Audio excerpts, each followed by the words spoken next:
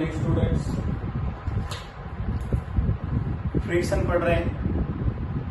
हमने limiting friction, kinetic friction, static friction ये सब पढ़ लिया है। आज मैं आपको रोलिंग फ्रिक्शन के बारे में बताता हूँ। तो सबसे पहले तो आपको रोलिंग फ्रिक्शन के बारे में मालूम होना चाहिए। वैसे तो फ्रिक्शन दो ही टाइप का होता है, sliding friction and rolling friction. Sliding friction तो पीछे पढ़ चुके हैं, आज हम रोलिंग फ्रिक्शन पढ़ेंगे।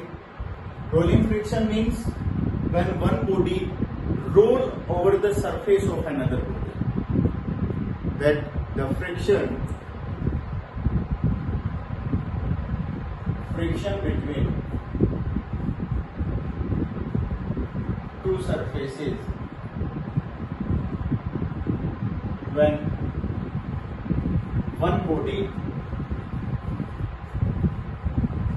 roll over surface of another body। समझ आ गया भाई? जब कोई एक बॉडी किसी दूसरे सरफेस पर रोल करे, रोल करने का मतलब है कि हमारे पास ये कोई भी एक सिलेंडर है या कोई भी एक स्फेरिकल या सिलेंड्रिकल बॉडी है और ये किसी दूसरे सरफेस पर मूव कर रही है। ठीक है, तो क्या होता है भाई, ये स्लाइड ना करके और यूं घूम जाए। किसकी वजह से? फ्रिक्शन की वजह से। इस टाइप फ्रिक्शन को रोलिंग फ्रिक्शन बोला जाता है। FR से लिख देते हैं। अब rolling friction, law of rolling friction की बात करते हैं। Law of rolling friction. अब मैं आपको बताता हूँ लॉ ऑफ रोलिंग फ्रिक्शन किस किस पॉइंट पर डिपेंड करता है। Law of rolling friction FR, इसमें मैं आपको बताता हूँ rolling friction is directly proportional to first point is same, that is normal reaction. पहला पॉइंट क्या है कि वो नॉर्मल रिएक्शन पर डिपेंड करता है। यहाँ सरफेस ऑफ कॉन्टेक्ट है तो आपने क्या कहा, ये नॉर्मल रिएक्शन है। N से लिख देते हैं। N और R दोनों का हम यूज करते हैं। समझ आ गया? ये तो फर्स्ट पॉइंट है। And second, it is inversely proportional to radius. ये क्या है? रेडियस मीन्स जो आपके पास कोई भी बॉडी है, इसके रेडियस क्या है, इस पॉइंट पर भी डिपेंड करता है rolling friction. That is inversely proportional to radius. समझ आ गया? R को क्या कहोगे? R is radius of rolling body. जो भी रोलिंग बॉडी है, स्फेरिकल है, सिलेंड्रिकल है, रोलिंग बॉडी की रेडियस पर डिपेंड करता है। हम क्या कहेंगे, इन दोनों को कंबाइन कर देते हैं। कंबाइन करेंगे तो क्या हो जाएगा बेटा? FR is proportional to N upon R। बेटा N अपॉन R प्रोपोर्शनल आ रहा है, प्रोपोर्शनलिटी साइन हटाएंगे, प्रोपोर्शनलिटी कांस्टेंट लगेगा। Then FR is equal to mu R N upon R। और म्यू R को क्या कहा जाएगा? Coefficient of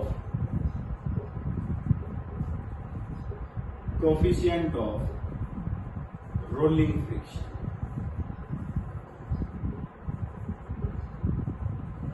coefficient of rolling friction. समझ आ गया? जिस तरह से आपने काइनेटिक पढ़ा था, स्टैटिक पढ़ा था, सेम उसी तरह से हमने इसको क्या कहा भाई? Coefficient of rolling friction. अब मैं आपको बता रहा हूँ, हमने वहां पर पढ़ा था बेटा कि आपने म्यू के पढ़ा था या म्यू S पढ़ा था। इसको क्या बताया था बेटा? यूनिटलेस और डायमेंशनलेस। ठीक है भाई, यूनिटलेस और डायमेंशनलेस दोनों ही थे। क्लियर है? अब यूनिटलेस और डायमेंशनलेस है।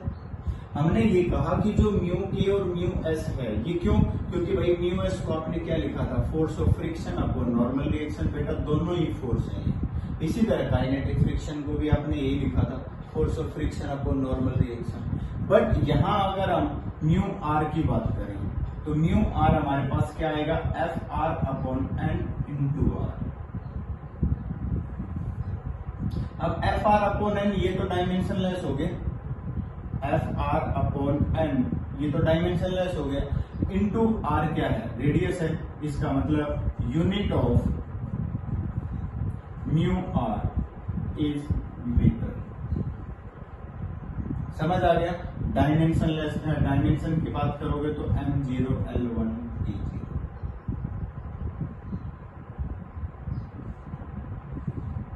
समझ आया कि नहीं आया? तो ये हमारे पास रोलिंग फ्रिक्शन का एक टॉपिक था जिसमें हमने लॉ ऑफ रोलिंग फ्रिक्शन आपसे समझाया। इसका स्क्रीनशॉट ले लीजिए, नोट कर लीजिए, उसके बाद हम वर्क डन पढ़ेंगे।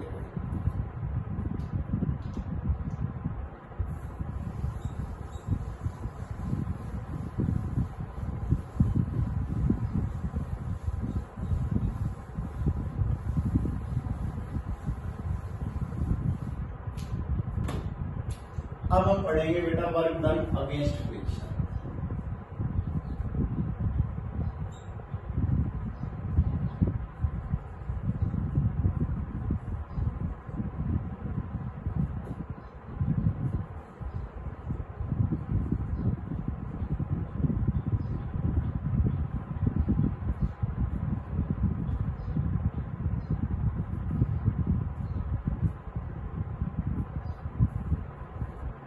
देखिए बेटा, वर्क डन अगेंस्ट फ्रिक्शन में आपको समझा रहा हूं। वर्क डन अगेंस्ट फ्रिक्शन, आपने वर्क डन फाइंड आउट करना है। अगेंस्ट फ्रिक्शन का मतलब है कि जिस डायरेक्शन में अप्लाइड फोर्स लग रहा है उस डायरेक्शन में आपने वर्क डन फाइंड आउट करना है। देखिए बेटा, आपने कहा कि आपके पास कोई भी एक ब्लॉक है जिसका मास m है। बेटा ब्लॉक का वेट नीचे लग रहा है, वेट कितना लगा? W = mg। Normal reaction upward direction में लग रही है, कितनी लग रही है? m। आप क्या कहोगे? Block of mass m is in equilibrium along y axis. क्योंकि y एक्सिस के अलोंग तो ये क्या है? इक्विलिब्रियम में हम फोर्स ऑफ फ्रिक्शन की डायरेक्शन में फाइंड आउट करना चाहते हैं। देन क्या करेंगे बेटा? m = mg। यहां तो ये क्या है? बैलेंस है। अपवर्ड डायरेक्शन में लगा हुआ फोर्स और डाउनवर्ड डायरेक्शन में लगा हुआ फोर्स दोनों ही इक्वल है। आगे देखिए बेटा, मैंने ये कहा हम इस ऑब्जेक्ट को पुल कर रहे हैं बेटा F फोर्स से। ये हमारे पास अप्लाइड फोर्स है। क्या है ये? हमारे पास अप्लाइड फोर्स। क्लियर? तो हम क्या कहेंगे कि यहां सरफेस ऑफ कॉन्टेक्ट है, हमने इसको रफ सरफेस मान लिया भाई। ये क्या बोला जाएगा? Rough surface. अगर ये रफ सरफेस है तो एक मिनट भाई,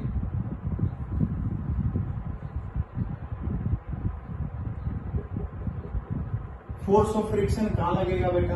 बैकवर्ड डायरेक्शन। यहां क्या लगा आपके पास? Force of friction. अगर इसको मूव कराना है तो कौन सा फोर्स ऑफ फ्रिक्शन लगा? Kinetic force of friction. ये ऑब्जेक्ट यहां से मूव करके यहां पहुंच गया, ये ब्लॉक। कितनी डिस्प्लेसमेंट ट्रेवल की इसने? S। कितनी डिस्प्लेसमेंट ट्रेवल की भाई इसने? S डिस्प्लेसमेंट ट्रेवल की है। ठीक है भाई, ये ब्लॉक इस पॉइंट से मूव करके इस पॉइंट तक पहुंच गया है। अब देखिए बेटा, हम क्या कर रहे हैं? When F force is applied, then ये शायद दिख नहीं रहा होगा, चलो छोड़ो इसको। When F force is applied, then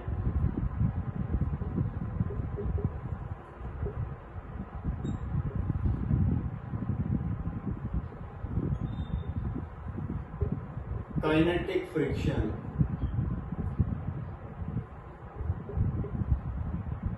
acts on them। यहां पर क्या लगेगा बेटा? काइनेटिक फ्रिक्शन लगेगा F की। When object just slide to move, when object just slide, जब ऑब्जेक्ट स्लाइड ही कर रहा है, देन F = क्या कहेंगे बेटा? F के लगभग इसके बराबर लगा दोगे तो क्या हो जाएगा? फोर्स ऑफ फ्रिक्शन के इक्वल लग जाएगा। समझ आ गया। और ऑब्जेक्ट क्या हो जाएगा, डिस्प्लेस होगा। अगर ऑब्जेक्ट डिस्प्लेस हो गया देन W भी work done and W is equal to क्या होता है भाई, F डॉट S। आप देख रहे हो जिस डायरेक्शन में फोर्स लगाया उसी डायरेक्शन में डिस्प्लेस हुआ है, then W is equal to F S cos theta और cos 0 degree means W is equal to F S। समझ आया। यहां हमारे पास जो F है, F is equal to F K आ गया। हमें पता है, हम क्या कहेंगे बेटा, we know F K is equal to mu K into normal reaction. ये तो हम जानते हैं, हम पढ़ चुके हैं ये फॉर्मूला, तो हम पढ़ चुके हैं। Force of kinetic friction is equal to coefficient of friction multiply by normal reaction. ये तो लॉ ऑफ काइनेटिक फ्रिक्शन में पढ़ा था। N is equal to mg, अभी अभी हमने लिखा है, वैल्यू पुट करेंगे तो क्या हो जाएगा बेटा, F K is equal to mu K mg। हो गया। हम क्या कहेंगे भाई, F K की वैल्यू यहां पर पुट करेंगे और F K किसके इक्वल है, कैपिटल F। देन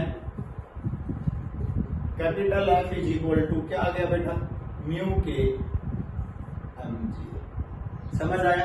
ये वैल्यू यहां पुट करें, then W is equal to mu K mg s, that is work done against friction. क्या आ गया ये हमारे पास, वर्क डन अगेंस्ट फ्रिक्शन, क्योंकि हमने क्या लिखा, when object is just slide, object just slide करने वाला है तो force of kinetic friction is equal to applied force. समझ आ गया। और जैसे ही फोर्स ऑफ काइनेटिक फ्रिक्शन आया तो फोर्स ऑफ काइनेटिक फ्रिक्शन की वैल्यू निकाली, फॉर्मूला हम पढ़ चुके हैं, उससे ये वैल्यू निकालकर F के इक्वल रखेंगे, then W is equal to F S cos 0 था, वहां पर वैल्यू पुट करेंगे, then W is equal to mu K mg s आ गया। ये हमारे पास ये जो हमने वर्क डन अगेंस्ट फ्रिक्शन निकाला है ओवर हॉरिजॉन्टल सरफेस, कहां निकाला है भाई, ओवर हॉरिजॉन्टल सरफेस पर निकाला। क्लियर है भाई। तो आप एक बार इसका स्क्रीनशॉट ले लीजिए, नोट कर लीजिए।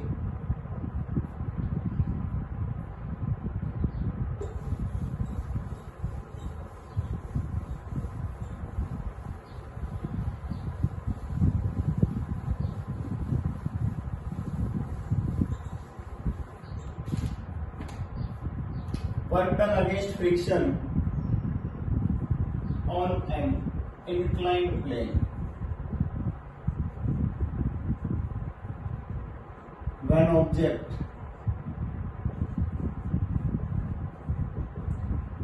slide up। ऑब्जेक्ट किसी इंक्लाइंड प्लेन की बात कर रहे हैं कि आपके पास कोई भी एक इंक्लाइंड प्लेन है, एंगल है थीटा। आप ये कह रहे हो कि आप ऑब्जेक्ट को इंक्लाइंड अप ले जा रहे हो, तो आपने कहा कि ये तो रफ सरफेस है पूरा,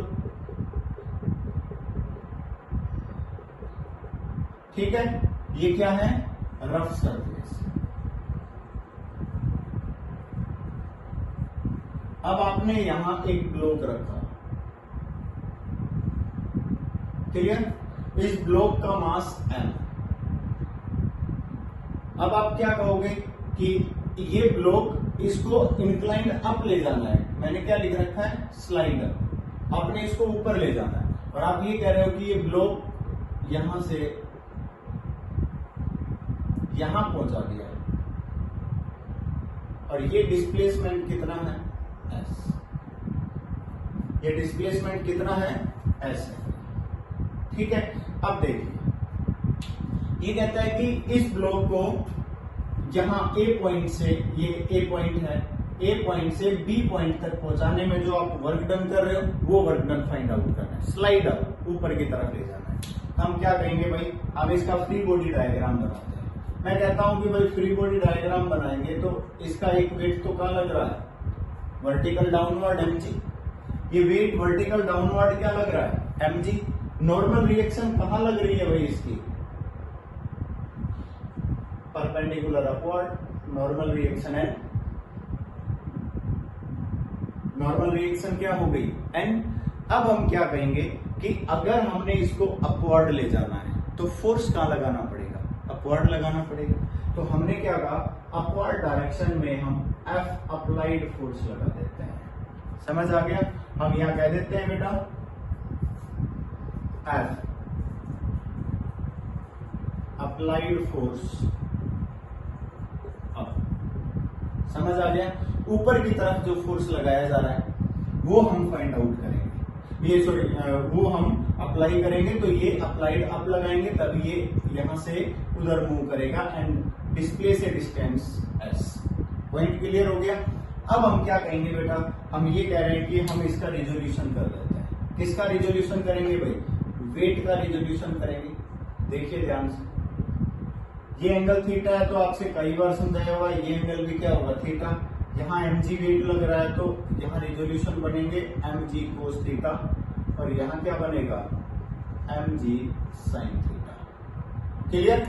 अब हम क्या कह रहे हैं, वी कंपेयर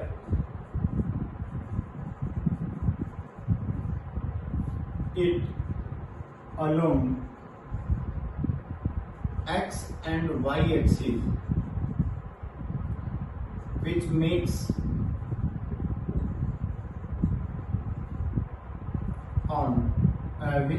along plane। जो प्लेन के अलोंग एक्स और वाई एक्सिस बना रहे हो ना, उसके अलोंग हम देखते हैं। तो बेटा देखो एक बार, मैंने क्या कहा कि अगर इसके अलोंग बनाएंगे तो हम कहेंगे कि ये इसका एक्स एक्सिस है और ये क्या है वाई एक्सिस। एक मिनट, नहीं दिख रहा।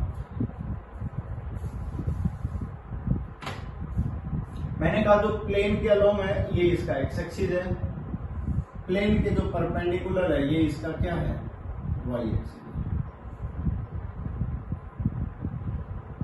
ये हो रही थी। समझ आ गया। अब एक्स एक्सिस और वाई की बात करते हैं। तो सबसे पहले देखिए वाई की बात करते हैं। हम कहते हैं along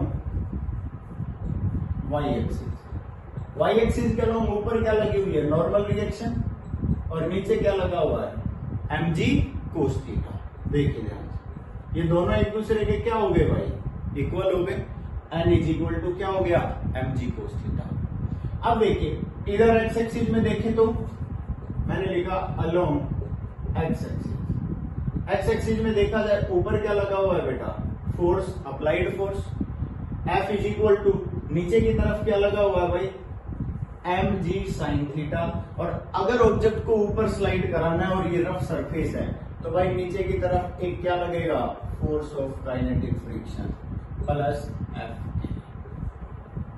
when object just slide over surface. समझ आ गया। जब ऑब्जेक्ट को जस्ट स्लाइड किया जा रहा है सरफेस के अंदर। क्लियर है भाई। अगर इस ऑब्जेक्ट को यहां स्लाइड किया जा रहा है when object is just slide then F is equal to mg sin theta plus F। अब मैं आपको एक बात और बता रहा हूं बेटा, जो फोर्स ऑफ काइनेटिक फ्रिक्शन है वो आपने क्या पढ़ा हुआ है mu K into normal reaction. F के इज इक्वल टू म्यू के। बेटा नॉर्मल रिएक्शन तो अभी पढ़ा था mg sin cos थीटा, तो mu K mg cos theta हो गया भाई। F के is equal to mu K mg cos theta. यहां तक क्लियर है। F के की वैल्यू यहां पुट करेंगे, then capital F is equal to mg sin theta plus mu K mg cos theta. ये हमारे पास फोर्स आ गया applied force. Then work done is equal to F dot S होता है, डॉट प्रोडक्ट हटाओगे cos 0, क्योंकि जिस डायरेक्शन में फोर्स लगाया ऑब्जेक्ट उसी डायरेक्शन में क्या हुआ डिस्प्लेस हुआ। Then W is equal to F क्या है हमारे पास mg। बेटा मैं बाहर ले लेता हूं, क्या बचा यहाँ साइन थीटा प्लस म्यू के cos थीटा। यही बचा हुआ है, ये तो F हो गया इंटू S। cos 0 1 होता है, that is work done against friction on an inclined plane when one body slide over the surface of another body. समझ आ गया होगा भाई, क्लियर है? तो एक बार आप इसकी स्नैप ले लीजिए, उसके बाद अगला करते हैं।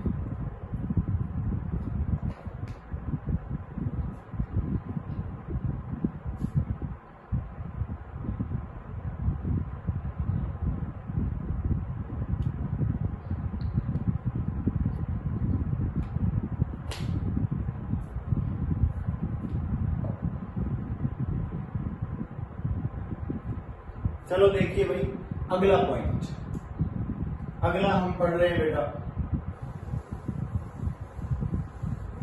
इंक्लाइंड प्लेन पर ही पढ़ेंगे, पर अब की बार हम स्लाइड अप पढ़ रहे थे, अब की बार हम स्लाइड डाउन पढ़ेंगे। क्या पढ़ेंगे भाई? Slide down. क्लियर? देखिए स्लाइड डाउन,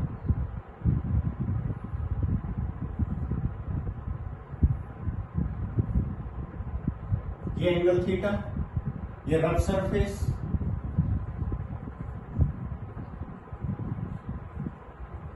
ये आपके पास कोई भी एक ग्लोब है, मास m, ये स्लाइड करके कहां जा रहा है बेटा? नीचे जा रहा है। ये ग्लोब यहां पहुंच गया, इसने कितने डिस्प्लेसमेंट ट्रेवल की? s। कितने डिस्प्लेसमेंट ट्रेवल की भाई? s। मैं आपको ये बता रहा हूं कि जो ये आपके पास कोई भी एक स्लाइडिंग सरफेस है, देखिए मैं ये कहता हूं कि आप इस मास की बात कर रहे हो, फ्री बॉडी डायग्राम बनाओगे, वेट कहां लग रहा है? नीचे। नॉर्मल रिएक्शन कहां लग रही है? Perpendicular up. समझ आ गया? Normal reaction up, weight downward, perpendicular downward. अब ऑब्जेक्ट को नीचे ले जाना है तो अप्लाइड फोर्स कहां लगेगा आपका? डाउनवर्ड। और फोर्स ऑफ फ्रिक्शन कहां लगेगा? एफ के, अपवर्ड लगेगा, क्योंकि ऑब्जेक्ट कहां जा रहा है? नीचे की तरफ जा रहा है। स्लाइड डाउन, आप नीचे की तरफ ले जा रहे हो। अब आप क्या करोगे? mg के रिजोल्यूशन करने पड़ेंगे। किसके रिजोल्यूशन करने पड़ेंगे? mg के रिजोल्यूशन करने पड़ेंगे। mg के रिजोल्यूशन करेंगे तो एक इधर और एक इधर, क्योंकि ये एंगल क्या बना? थीटा। ये वाला कंपोनेंट क्या हो गया? mg cos थीटा, और ये वाला कंपोनेंट क्या हो गया? mg sin theta. यहां तक क्लियर है भाई? अब हम थोड़ा और आगे बढ़ते हैं। देखिए हम ये कहेंगे व्हेन सेम वही बात कि हम यहां जो एक्सिस ले रहे हैं, ये एक्स एक्सिस है और ये क्या है? Y axis. ये ओरिजिन है, ये 90 डिग्री। समझ आ गया? Take X axis and Y axis along plane. ये अलोंग कहां ले रहे हैं बेटा? प्लेन के लिए ले रहे हैं। अब मैं यहां लिखता हूं अलोंग एक्स एक्सिस। अगर एक्स एक्सिस की बात करें तो क्या है बेटा? नीचे की तरफ कौन कौन से? When object just slide down,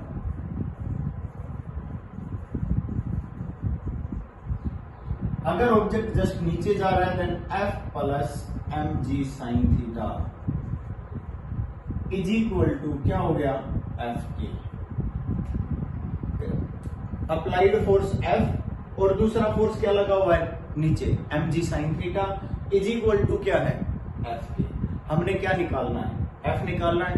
तो एफ क्या होगा यहां से? F is equal to F K minus M G sine theta. Clear है? अब हम क्या कहेंगे? We know F K is equal to क्या होता है? Mu K into normal reaction. बोलो होती है कि हम क्या कहेंगे बेटा?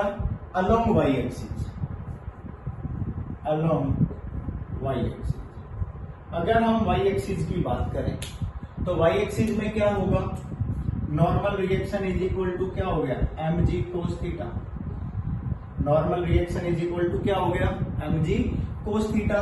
अब normal reaction M G cos theta के इक्वल हो गया। देखिए यहां मैं क्या कह रहा हूं यहां पर भाई, अगर यहां एफ के एन की वैल्यू एफ के में पुट करें तो F K is equal to क्या हो जाएगा? म्यू के, और ये वैल्यू यहां पुट करिए तो mu K M G cos theta. हो गया, एफ के की वैल्यू यहां पुट करिए, देन इस वैल्यू को यहां पुट करेंगे तो क्या हो जाएगा, F is equal to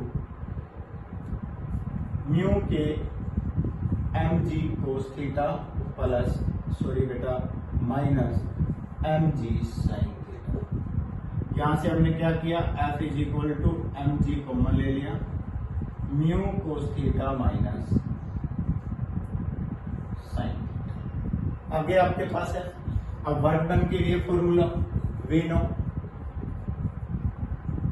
W is equal to F S cos 0, value put कर दीजिए, W is equal to F की वैल्यू क्या आ रही है हमारे पास, M G mu cos theta minus sine theta into S. Clear है, ये हमारे पास क्या आ गया, work done when object work done against friction on an inclined plane when object slide down the plane, slide down. समझ आ गया, ये हमारे पास वर्क डन इंक्लाइंड प्लेन के लिए था। इसका भी स्क्रीनशॉट ले लीजिए। उसके बाद मैं आपको एक्सेलरेशन के बारे में बताता हूं।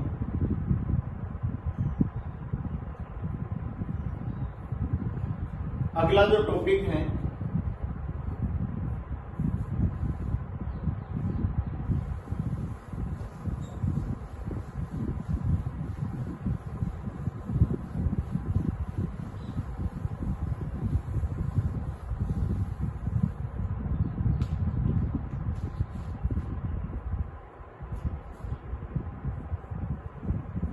acceleration of a body sliding down an inclined plane.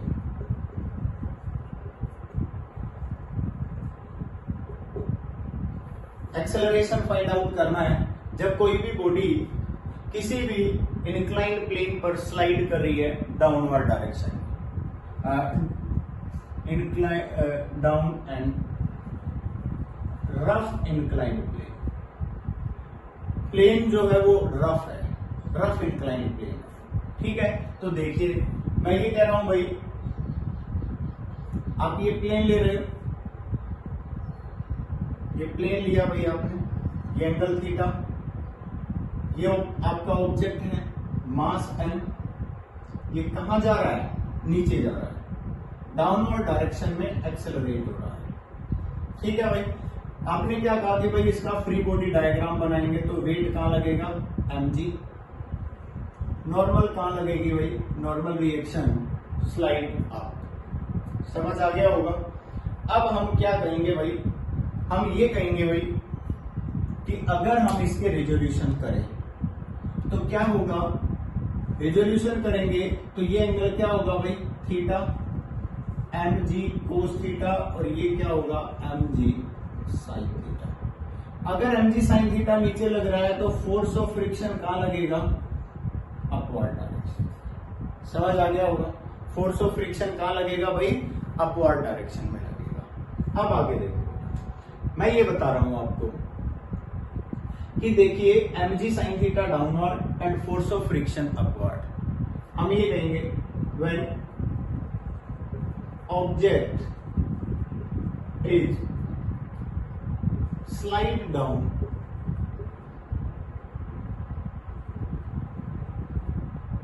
then net force, अगर ऑब्जेक्ट डाउनवर्ड स्लाइड कर रहा है then net force is equal to क्या कहेंगे भाई, M G sine theta minus F A.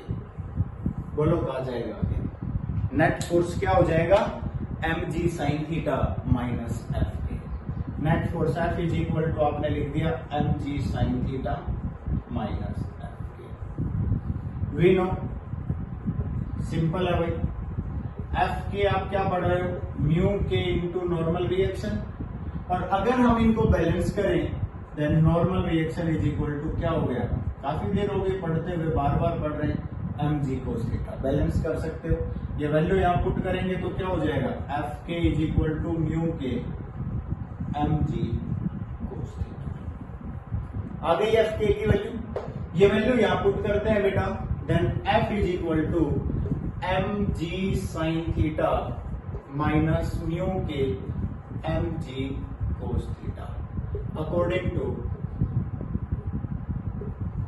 Newton second law. F is equal to क्या होता है भाई, M A is equal to M G sine theta. बेटा मैं एम जी बाहर ले लेता हूं, साइन थीटा माइनस म्यू के क्या हो गया, कोस थीटा, एम से एम कैंसिल हो गया, then acceleration A is equal to G into sine theta minus mu K cos theta. ये आपके पास क्या आ गया, acceleration of a body when it slide down on a rough incline plane. Clear है भाई? तो आज के टॉपिक में बस इतना ही, आप इनको पढ़िए, वर्क डन और एक्सेलरेशन, ये सारे टॉपिक पढ़िए और अगले लेक्चर में कराएंगे। Thank you.